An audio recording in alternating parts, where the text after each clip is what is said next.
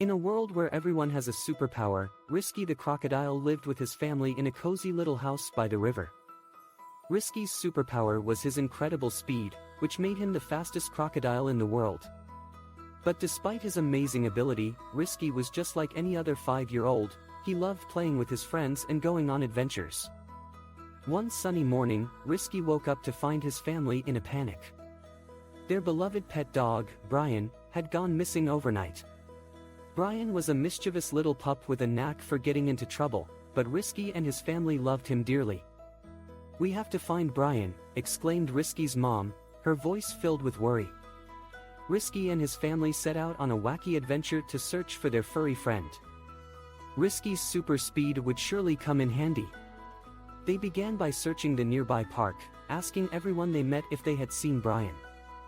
But no one had seen the mischievous pup. As they continued their search, Risky's little sister, Lily, noticed something strange. "Look! Footprints," she exclaimed, pointing to a set of muddy paw prints leading into the forest. Risky's heart raced with excitement. This was a clue. With Risky leading the way, the family followed the paw prints deep into the forest. They encountered all sorts of obstacles along the way, from slippery rocks to prickly bushes. But Risky's speed helped them overcome each challenge, and they pressed on. Finally, they reached a clearing where they found Brian, happily playing with a group of gorillas. Risky's family was relieved to see him safe and sound, but they knew they had to bring him back home. The gorillas, however, were not willing to let Brian go. The leader of the gorillas, a big and burly fellow named Bruno, challenged Risky to a race. If Risky won, Brian could go home with his family. But if Risky lost, Brian would have to stay with the gorillas forever. Risky's heart pounded in his chest as he prepared for the race. He knew he had to give it his all.